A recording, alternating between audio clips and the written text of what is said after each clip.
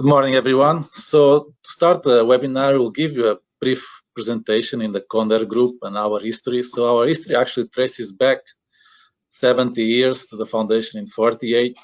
So the company actually started as a defensor, was making humidifiers for cattle and agriculture for disinfection. And then through the last 70 years with acquisition by Baltermeyer Group, then several acquisitions in North America and in Europe until recently, we become a large group with all these acquisitions the last 50 years, and now all the companies are integrated in the Condor Group worldwide. In North America, we acquired Nortec, used to be called Nortec Ltd until some 2-3 years ago in the 82. So like I explained, you can see in the last 70 years how many acquisitions we have done through all over the world to consolidate now in one world leader in humidification solutions. So you can see the world map. So right now, the Condor Group, we have 21 countries with our own sales organizations, sales offices. We also have over 50 partners worldwide, and in North America, we have around 100 agents covering all the North America. We used to have 6 R&D and production sites worldwide. Right now, we consolidate to 3, one in North America, one in Europe, and one in Asia, in China. Our headquarters are still in Switzerland, in Pfafikon, as originally. In North America, like I say, we have around 100 agents. Formerly, we used to be known as Nortec Humidity in US and Canada. Right now, we rebrand 2 years ago to Condor, so we have only one name worldwide, and we have distribution agents in every state in North America and in every province in Canada.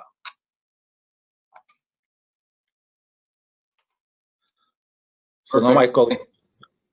Oh, thanks for that, Nuno. Yeah, so we'll jump right into the meat of the presentation here, and we'll start off with just some basic definitions. You know, what is humidity? How do we measure it?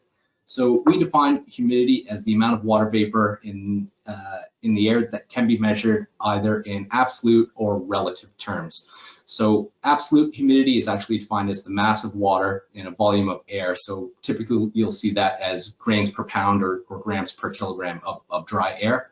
Whereas relative humidity is defined as the amount of water vapor in the air relative to how much it can hold at a given temperature. So it is relative to the temperature that we're measuring at. Next slide.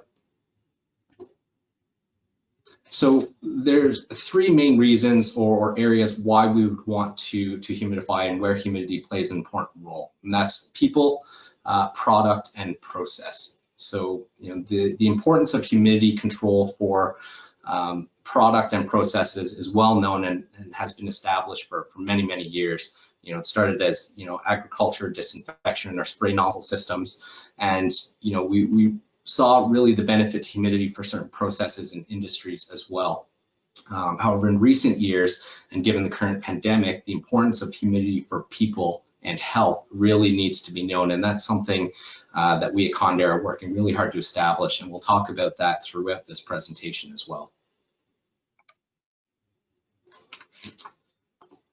So as I mentioned, the importance of proper humidity control in process is pretty well known and pretty well established. You know, materials such as paper, wood, textiles, you know, concrete are all hygroscopic materials. So variations in humidity can affect that material itself. So humidity will always try and find an equilibrium. And if the humidity is too high or too low in the surrounding space, it can actually pull or absorb moisture from that material itself, causing it to swell, shrink, deform, delaminate. So any kind of hygroscopic material will be affected by the humidity in the surrounding space. Additionally, if the humidity is too low, it can actually result in an accumulation of static charge and discharge as well that could potentially damage sensitive equipment or electronics. So it's something to keep in mind there as well. So not only can the humidity affect materials, it can also affect the process as well, especially if that involves, or if that process involves a hygroscopic material. So a really great example of this is commercial printing. The paper itself is hygroscopic, so it will shrink and curl if the humidity is too low or too high, which can lead to paper jams or misfeeds within the printer. And it can also affect the adhesion of the ink to the paper or potentially cause the paper to stick to itself due to static charge, all of which can cause a reduction in quality and then potentially downtime while you've got to fix that misfeed or get the process corrected. So humidity for process and materials plays an important role, and we'll focus on that, but really the bigger message here is humidity for health really needs to be looked at. So it's just as important as it is for process and materials, if not even more important. There's a significant impact that humidity plays on perceived comfort as well as the health and well-being of the human body. So there's several studies out there that have shown that the optimal humidity range for people is actually between 40 and 60%. So those of you in colder climates have probably experienced the effects of low humidity at some point in your lives. So low humidity, which is particularly common in winter months or colder climates, can cause dry, itchy skin, sore throat, dry eyes, and those are just some of the minor effects of low humidity on the human body. Low humidity can also contribute to the spread of viruses, so maintaining that 40 to 60% range is really important, now more than ever, given the current global situation, and Nuno will actually talk about that later on in the presentation. So what actually causes that dryness of the air or drop in humidity? So here you'll need to remember our definitions of absolute humidity and relative humidity, but typically dry air is caused by an increase in air temperature without the addition of moisture. So if we look at the example that's on the screen here, if we take just outside air at 32 degrees at 53% relative humidity, but heat that air up to about 68 degrees Fahrenheit to a point where it's somewhat comfortable in the space, without adding any moisture, that relative humidity actually drops to about 14%. So in order to maintain that 40% relative humidity in the space, we would need to add supplemental humidification, either through steam humidification, or as we'll talk about today, cold water adiabatic systems. And the amount of fresh air that we actually need to bring into the building will depend on the type of building and the occupancy. But as you can see, if we're bringing in cold outside air and heating that up, the supply air or mixed humidity levels really needs to be looked at. Next slide. So one of the main challenges that we run into trying to maintain that 40 to 60% relative humidity in a space is in cold climates, and ensuring that the building envelope can actually tolerate that humidity range. So it's not uncommon for facility managers to try and minimize the humidity levels or reduce the humidity levels in the space or in the building in order to avoid condensation on windows and walls and interior walls, resulting in mold and potentially mildew problems. And really that's an issue more with the building envelope rather than the humidity range itself. But that does mean in some cases it may not be feasible to maintain that 40% minimum without a significant improvement to the building envelope itself.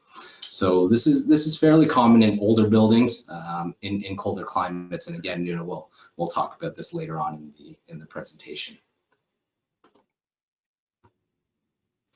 So here we've just got a list of some of the more common applications and recommended temperature and relative humidity ranges. But as you can see, humidity plays an important role in a wide variety of applications. One of the big benefits to working with Condair is, we have a wide selection of technologies available, whether it's steam or adiabatic. So really, no matter what the application is or what the design goal is, we can work with you to provide an optimal solution and pick really the right technology for that application. So with that, I'll pass it over to Nuno again here to take us through the differences between traditional isothermal and adiabatic systems. Thank you, Will. So as Will was explaining, humidification is really important for different role of different types of applications, and usually you can do that through two families of technologies. Let's say you have the isothermal humidifiers, and you also have adiabatic humidifiers. But the main difference is isothermal is basically steam humidifiers, can be gas, electric, and what they do is they boil the water to create a steam, and then you inject that steam on your HU or directly in space. While adiabatic, being atomization or evaporation, is a cold water humidifier system. So basically, it will remove energy from the environment to change phase to humidify the building. So unlike steam, you don't need to provide so much energy to evaporate your building. So like I say, isothermal is typically the classic humidifiers, and for many decades was the primary choice, and is still today the primary choice of humidification. So you have gas humidifiers, electric, resistive, live steam from steam boilers. And now the presentation today, which you're going to focus more on the adiabatic technologies, we have technologies like evaporative media, nozzle systems, high pressure, medium and low pressure, ultrasonic, etc. So like I say, the main difference between these two families of humidifiers is adiabatic humidifiers, they actually will remove the energy from the air that is surrounding the water. So what happens is you get both humidification and also cooling. You get evaporative cooling because all that energy is removing from the environment. If you want to compare, for example, when you are sweating and then it starts to get cool, your body, it's because the water is evaporating from your skin. And for evaporating, is getting energy from the air and also from your skin. So that's why you feel this cooling sensation from your sweating. So it's the same type of mechanism. So the difference, like I say, isothermal is steam, so it's a constant temperature process. You might get 1, 2, 3 degrees increase sometimes, but typically it's a very constant temperature process. While adiabatic process, adiabatic humidification, like I was saying, is a constant enthalpy process. This meaning when you humidify, you are increasing both your absolute humidity, but you are also cooling the air. So if you look on the graph, that will be a blue line. So you have a constant enthalpy line, and the more you humidify, the more you'll get cooling also. One of the benefits of adiabatic humidification compared with isothermal is you can go to very high capacity. So you can go close to 3,000 pounds an hour for a system with very minimal maintenance. So typically, if you have a very, very small load, like 10 pounds, 5 pounds, 20 pounds, whatever, it's more effective to have a small electric humidifier. But if you have for large capacities like process, big office buildings, where you need a lot of humidification in the winter, then typically it's very beneficial to go for an adiabatic system because it's very energy efficient. And depending on our climate, for example, if you are in Arizona or Nevada where it's very dry and hot, you get both humidification and you also get the cooling, so you can downsize your chiller load for the cooling of the building. Now I'll pass again to my colleague Will that will just talk about Legionella maintenance. Yeah, so just quickly, because we're talking about cold water systems or adiabatic systems, this is a topic that's becoming more and more common here in North America, especially in the last few years where we've seen outbreaks of Legionella or Legionnaire's disease, caused by cold water systems or cooling towers. So we just wanted to touch on this because we are talking about cold water systems. It's just something that needs to be considered if you're more familiar with steam systems where this isn't really an issue. Legionnaire's disease is actually a form of pneumonia caused by a bacterium called Legionella. And adults over 50, smokers, people with weakened immune systems or chronic disease are actually more susceptible or at a higher risk. But Legionella or the bacteria are found naturally in freshwater systems, but really they become a risk if they're allowed to spread and grow in unmaintained man-made water systems. So Legionnaire's disease is actually caused when those water droplets containing Legionella are inhaled or swallowed into the lungs. So the most common sources of infection of these are systems that actually generate small water droplets where there's potential for people to breathe those droplets in. So those include cooling towers, hot tubs, spas, fountains, and really any kind of mist or atomizing system. And that includes some of the cold water, humidification, or evaporative cooling systems that we'll talk about. So in order to reduce or mitigate the risk of Legionella in your water system, it's really a holistic approach where you have to look at your entire building and the water system within that building. So some really, really great resources if you are looking for more information on this are the CDC website, as well as ASHRAE Standard 188-2018 and Guideline 12-2020. And those are really, really great useful resources and really useful in putting a program together to look at your water system for Legionella. But in general, what that would include is identifying areas in a building or water system where Legionella could potentially grow and spread, implementing control measures to measure and monitor those areas, and then also establish a procedure for corrective action should the results from a test come back outside of your control limit.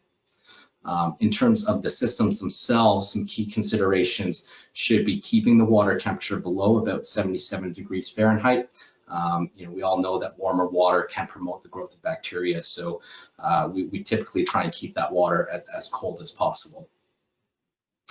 Another great one is preventing water stagnation or pooling in any of the systems for more than about 24 hours. So whether that's water in a sump, water in a holding tank, or water in a drain pan, we have to try and make sure that there is never any standing water within the system.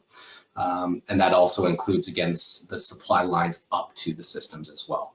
And then, of course, as always, operating and maintaining the equipment as per the manufacturer's recommendations. Hygiene and Legionella and bacteria control is a huge concern for us at Condair as well. So in all of our cold water systems, we have safeties and water management cycles built into our software and our logic. So that includes things like inlet purge to flush the supply line. So we'll make sure that all of the water feeding our system up to our inlet valve is flushed out periodically as well, so that any standing water that's been in there is flushed before it's put through the system. We also have 24-hour inactivity drains and periodic nozzle flushing. So if the unit hasn't been operated for 24 hours, we'll drain all of the water out of the system, drain all of the water out of the lines, and bring in fresh makeup water only when there's a demand. We do also monitor water temperature as well. So as I mentioned, we try and maintain a water temperature below about 77 degrees Fahrenheit. And then we also have options and standards for additional hygiene and bacteria control devices, such as UV lights or submerged UV lights, silver ion dosing, which is a fairly unique system that we offer on our DL system that doses the water with silver ions to kill the bacteria and disinfect all the lines and the ceramic media. And then, of course, your more traditional water treatment and dosing systems as well will be effective as well. But again, it comes down to whole building approach and looking at all the systems and potentially where you could have issues and just making sure that you address those up front. All right, thank you, Will.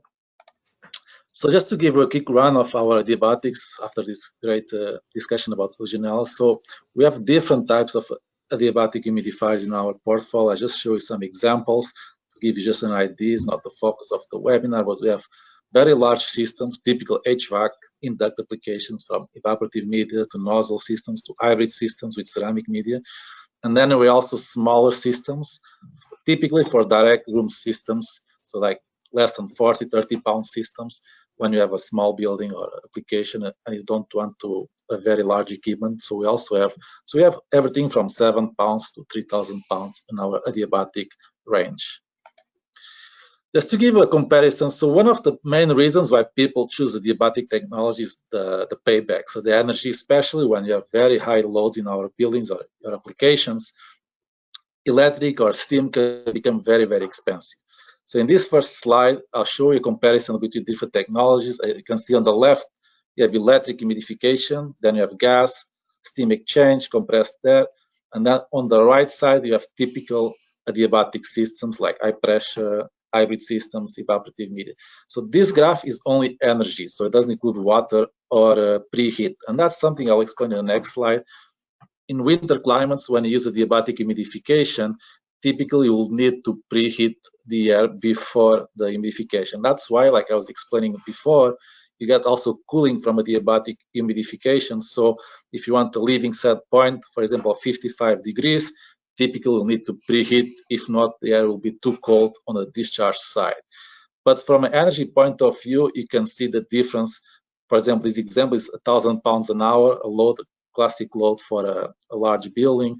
And you can see just in electric bills, you can go up to $130,000.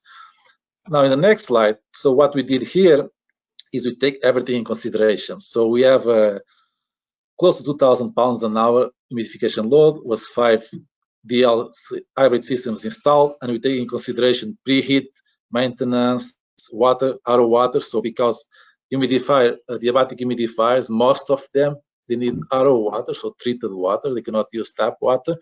But in this comparison, I'll show you for the total cost of ownership, we include everything for this example. So this was a musical instrument warehouse. And you can see in your total cost of ownership that so we compare between an adiabatic system, our Condair DL, you can see on that picture on the bottom left, with a gas humidifier and an electric humidifier. And you can see on a 10-year life cycle for this building, if you went through electric, it would be close to $2 million with equipment and electricity. With gas, condensing gas, so high efficiency gas, will be around 700,000, and with a adiabatic system will be around $550,000 for 10 years. So even if your initial cost for adiabatic will be higher, it will be easy to pay back. So in this example, in 2.5 years, it will pay back to go adiabatic compared with gas, and electric is a different scale. So like you can see in this example, every time you have big loads in your buildings, do not go electric because your running costs will be increasingly high.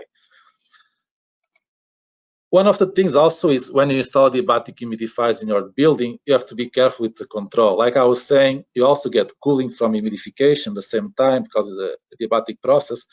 So when you are doing adjustment to the humidification load in your building, adiabatic, you need to follow enthalpy control. What do I mean is you need to look on both the temperature and the humidification. So unlike steam, when you are humidifying with the adiabatic systems, you need always to have also concern with the heating coil and cooling coil and balance that with your humidity load. So like I usually say, follow an enthalpy process. Like my colleague Will was saying before, there is some concern, especially if you are not only for adiabatic, but all type of humidification. So if you are in very cold climates, like for example Canada, where you guys know can get very, very cold in the winter, sometimes we cannot be on 40%. So depending on your building envelope, and if you have double pane windows or single pane windows, you might need to kick back slightly below 40% in the colder months like January and February. So ideally, if it's a new building, you can go 40 to 60% if your envelope allows. That's the benefit. That's the best interval for the people inside the building, or typically the processes also sometimes. But as you can see on those two pictures, with outdoor temperatures on X and indoor RH on Y, sometimes, especially if you have old buildings with single pane windows, you can see you can condensate very easily before 40%. So you need to be careful with that. Of course, also depends on the temperature, indoor temperature, which temperature you are keeping the building indoor. But just something for you engineers when you are designing, and most of you know already, depending on your envelope, you might need to kick back the humidification on the colder months. If you have moderate climate or it's not that cold as Canada, you might be able to do 40 to 60 in your office building, but it's always building by building case and depending on the envelope. Just something to have in consideration when you design, especially in very, very cold climates. So one of the focus also today is health and comfort. So like my colleague Will was saying, for many, many years, humidification was mostly for process industry, like poultry, like paper industry. And nowadays, recently in the last years, we see more and more a shift also for health and comfort for IAQ. So there's an holistic integration of IAQ in buildings, being office building, hotels, residential, etc. So it's basically a well-being, a comfort, and prevention also for virus. So as you know, the human body is mostly water, and unlike temperature, the funny thing is the human body doesn't sense moisture very well like temperature. So the humidity in the building can fluctuate quite a lot, and people not feel it unless it's very dry or very humid.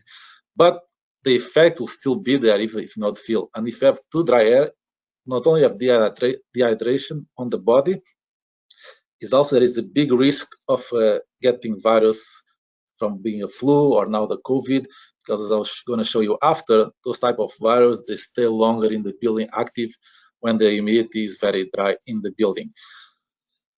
And if you know the cost of, typical cost of absenteeism in North America is, let's say, between $200 and $300 a day, and when you calculate your cost of humidifying a building through the cost of absenteeism, you can see it's easily payback to humidify an office building, for example. So like Will was saying, my colleague, there are many worldwide studies that deal with humidity and the effects of very low relative humidity in buildings, being your voice, your eyes, your skin, your colds. And most people that live in cold climates, they know that also from their houses. When it's winter and they feel static, or when they go sleep, the throat wake up very dry.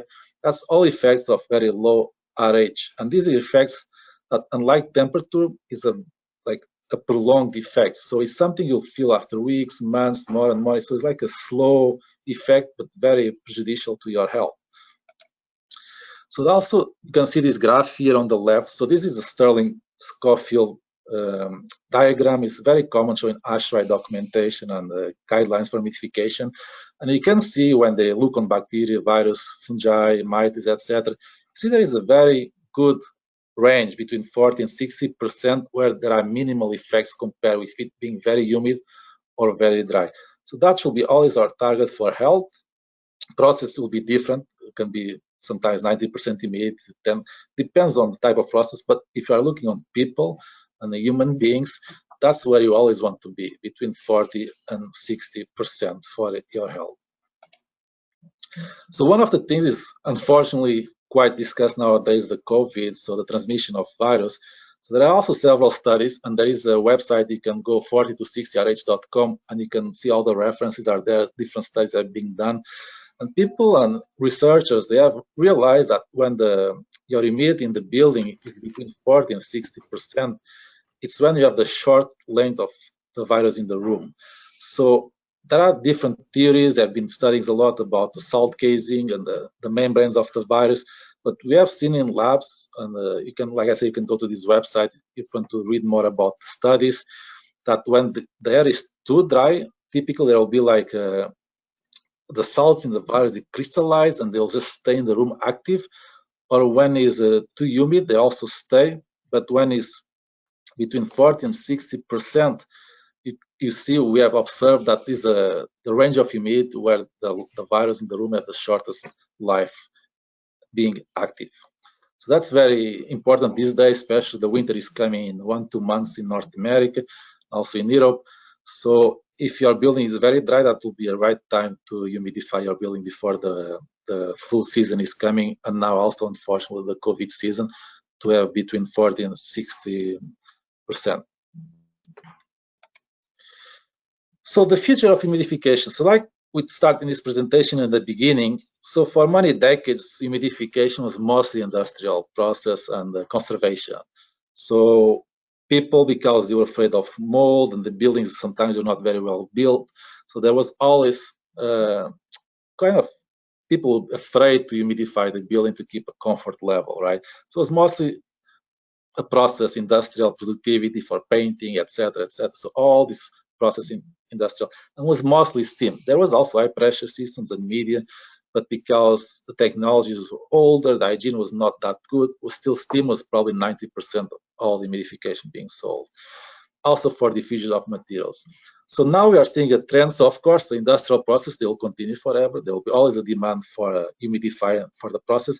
We are seeing more and more a comfort and health approach also for humidification, being illness prevention, like I just said in the previous slide, productivity of people in the office or at home, well-being, and also value retention for your employees. So it's something we have realized in the recent years. It's getting more and more important, that the message is passing because people also getting more educated these days with reading online, social media. So there is more and more demand from people, families, and employees to have a proper humidification.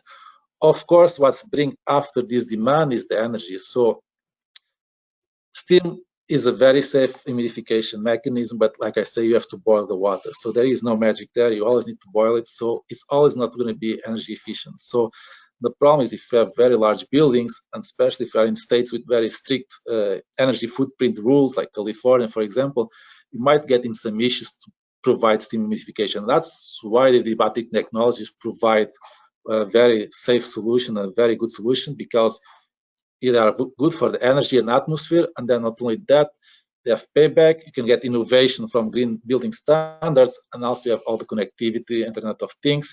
So you can provide humidification, being industrial or people humidification, with a very energy optimization. And not only that, they are very modular and scalable systems. So if you want to do some retrofits in your building, you want to increase your humidity output, it's very easy to retrofit or increase demand on adiabatic technologies.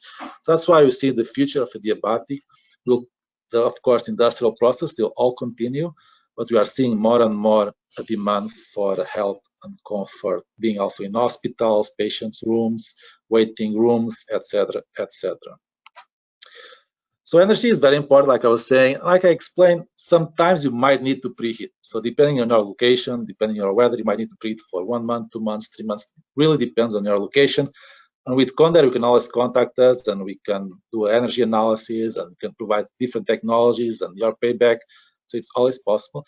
But what we are seeing more and more is people playing with different technologies. So what people many times do nowadays is they use recovery heat, or being sensible and latent, or only sensible, so recovery wheels or heat recovery, waste heat, and they use that for preheating the air, and then they humidify with the adiabatic technologies.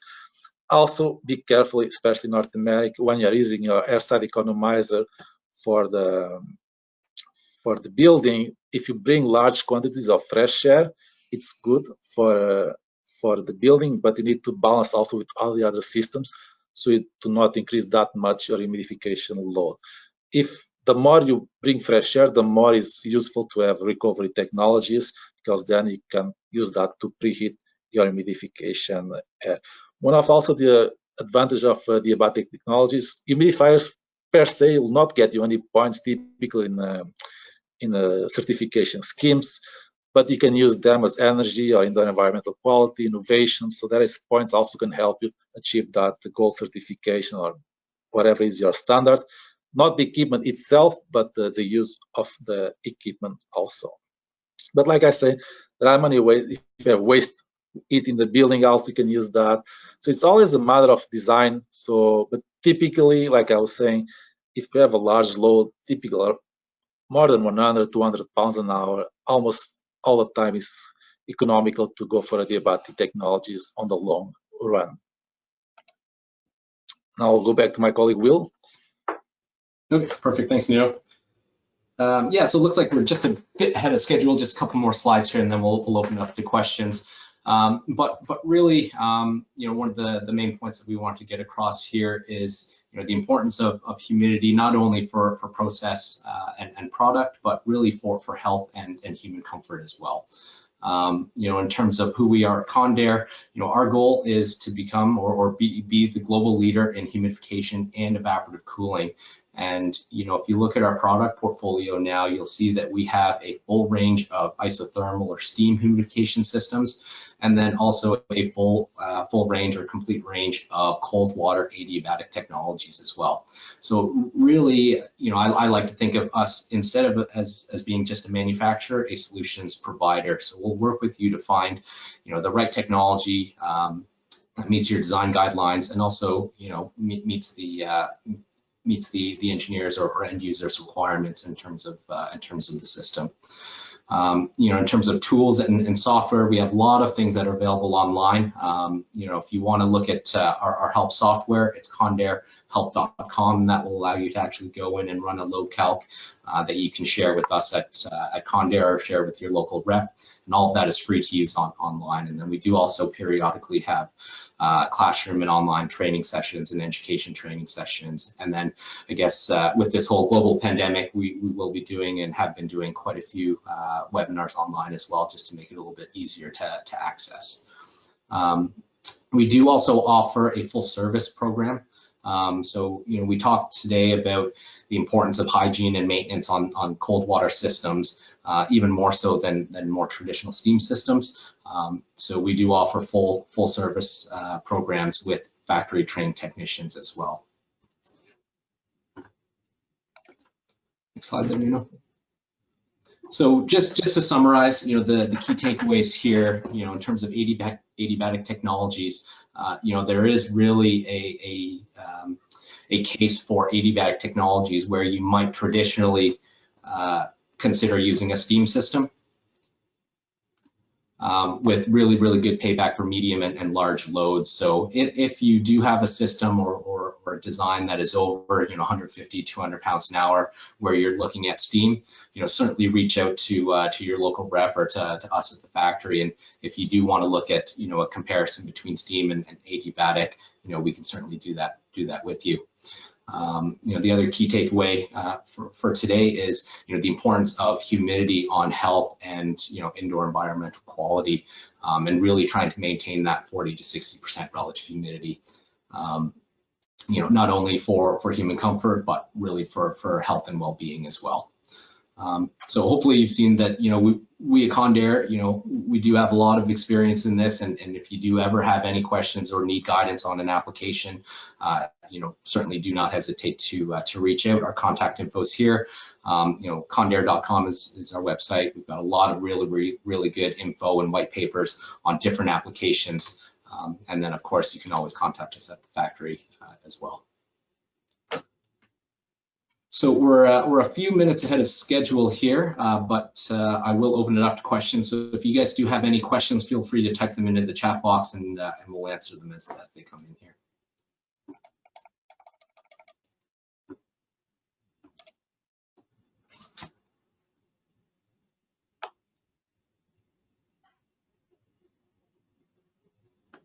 Someone is asking about water. So yeah, so most adiabatic humidifiers, they need reverse osmosis water or DI water, typically only reverse osmosis.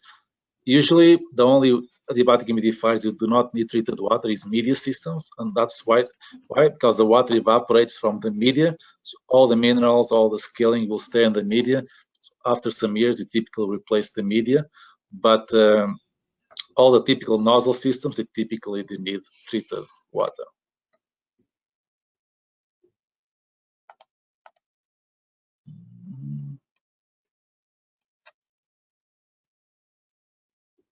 Still waiting.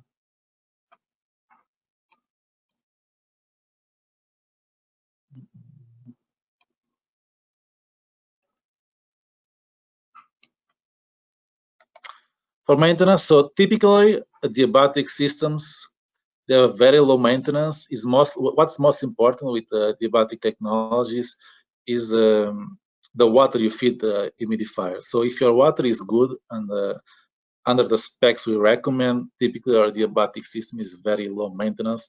With typically the maintenance is lower than a steam humidifier, because steam with all the scale from the boiling you have to remove, being replacing the cylinder, being cleaning a gas humidifier.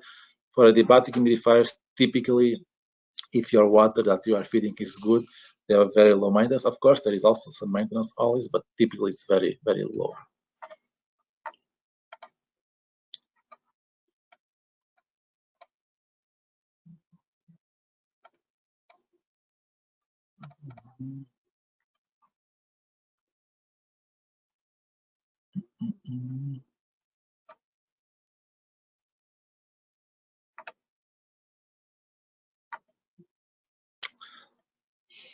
Any other questions, guys?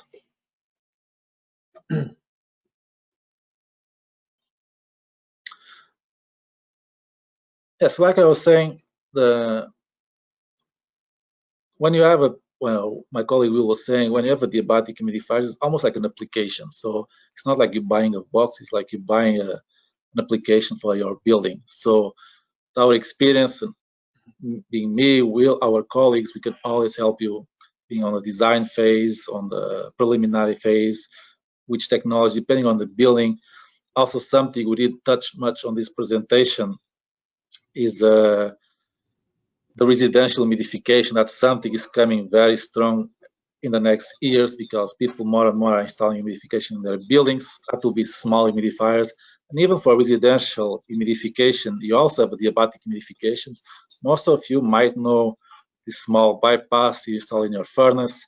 We also have new technologies that will replace that, more advanced with ceramic media. So it's more and more adiabatic. When you talk about adiabatic humidification, it's more like almost like you're talking about an application. You provide humidity to your building. So, and depending on the complexity of the building, we're always here to help you going through that hurdles.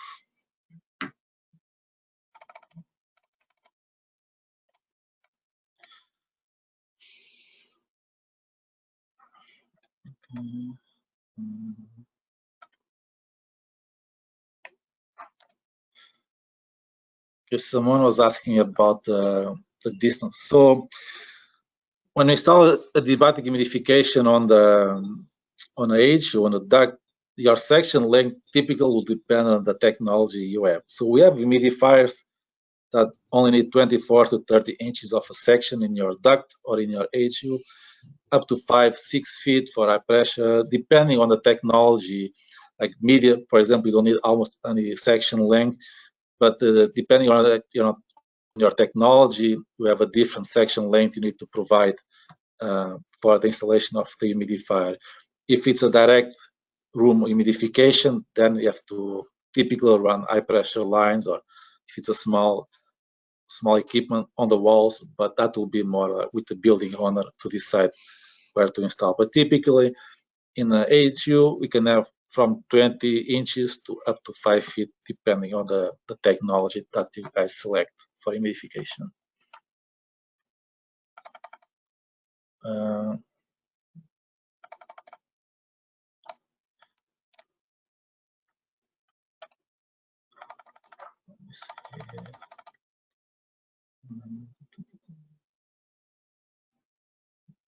Loads, yeah. So loads, we discussed about that before. So the adiabatic humidifiers can be from as low as 7 pounds up to almost 3,000 pounds.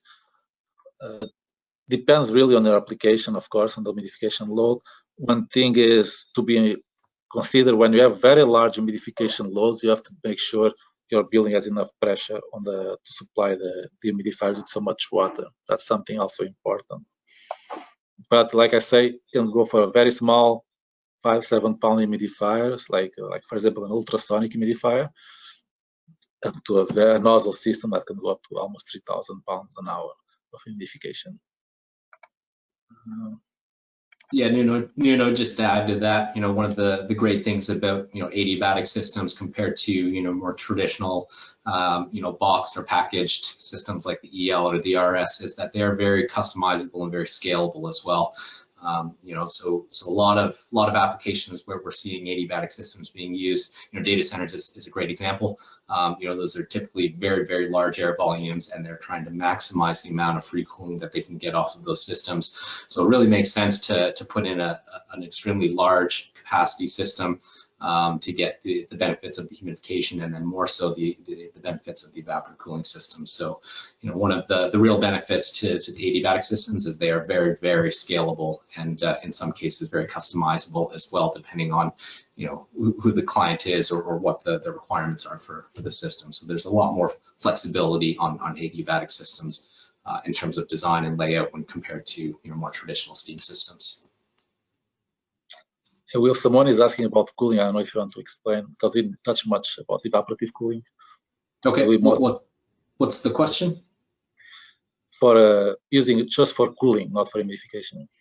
Okay, yeah, I mean, the issue there is, with this type of technology, if we're talking direct evaporative cooling, humidification or an increase in moisture go hand in hand with the cooling. So if you remember the site chart that Nuno showed, it's effectively a constant enthalpy process. So a lot of the times, we're going to apply this as a direct system or direct evaporative cooling system, where the supply air actually goes through the the nozzle system or the ME system, and that cool humidified air actually gets sent to the space.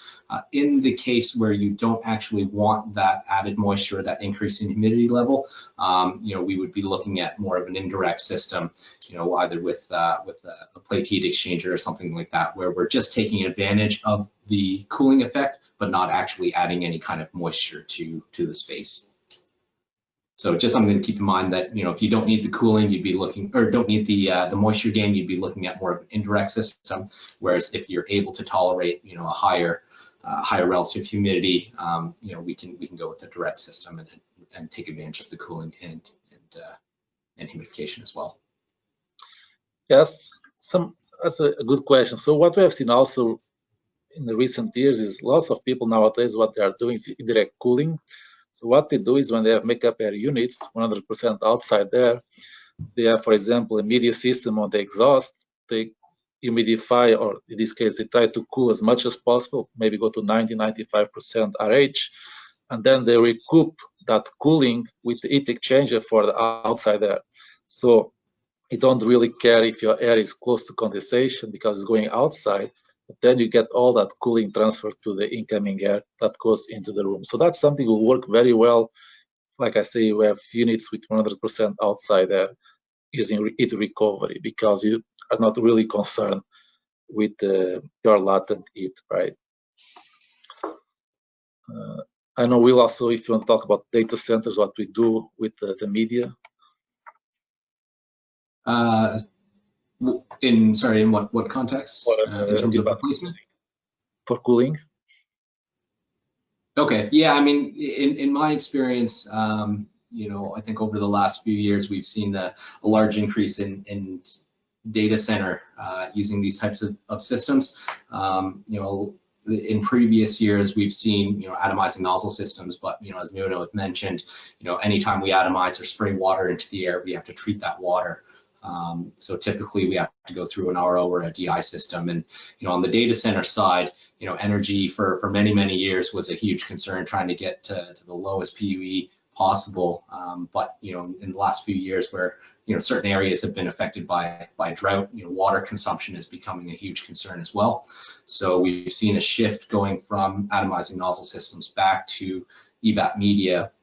And in our case, we've seen quite a few applications using direct evaporative cooling systems, simply because in most cases, if they're following the ASHRAE guidelines, there's a fairly large range for humidity, so 20 to 80%. So if you're able to maximize, on the higher end of that relative humidity inside the space, we can really take advantage of that cooling.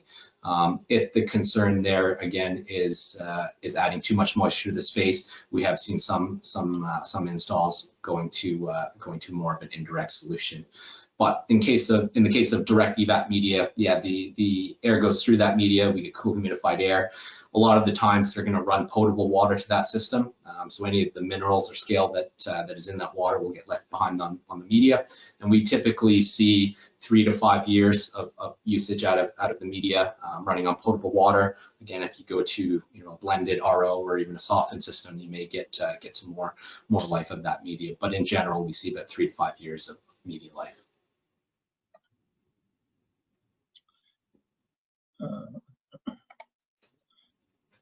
Yeah, someone is asking about the summer. So typically for adiabatic humidification, we recommend to leave the systems also working on the summer, even if there is no demand. Why we recommend that is they'll flush every day or every 2 days, depending on the technology.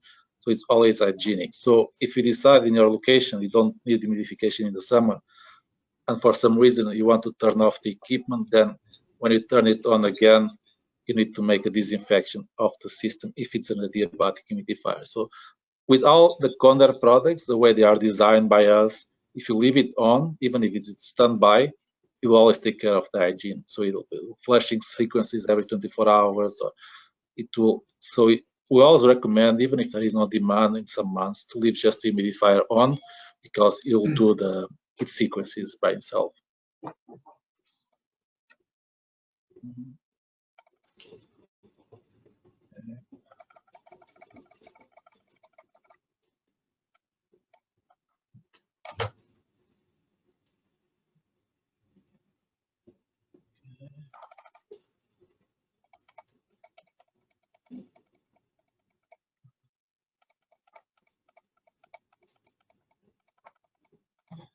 So right now I'm not seeing more questions. If anyone has another additional question, you can just write it.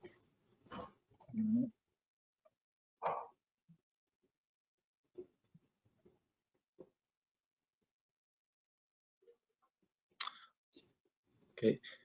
If you have any other questions, even after this webinar, like we were saying, you can contact us. We also have, like I say, we have agents in every state and all over the world, if you are not in North America. So yeah, any question, any doubt, being about equipment or humidification, just shoot an email to us, contact us directly. We'll be glad to help you with any questions you might have. Like I was saying, we have a worldwide presence, so wherever you are in the world, it will be very easy to reach out to us. If you're in North America, in every state we have agents. Most of you probably even know them already. They are very well established in all the states. So if you have any question, just shout to us and send any questions or call us, send an email, and we'll be very happy to help. And I know for many people, adiabatic technology is still kind of recent, so because for many years they always used to use steam. So there might be some questions about the design, the application, the preheat. So any question you guys may have, just reach out to Condair, who'll be glad to help you for a good design. So I think we are 5 minutes early, so we are on time. So being a Swiss company, are always on time. And if there is no other questions, we'll finish the webinar. I don't know if you want to say something, Will. No, I just want to thank everyone for their time this afternoon, and certainly, yeah, again, if you do have any questions, feel free to reach out, and I think we'll send out a link with the PowerPoint and the recording afterwards as well, right? Yeah, we'll send, and thank you so much for your attendance. I know it's very busy times these days, so it's not easy sometimes to have an hour, but thank you so much for attending and join our presentation and see what Condair has to offer for you and your customers. Okay, thank you so much. All right, thanks again, everyone. Take care. Bye-bye and have a nice day.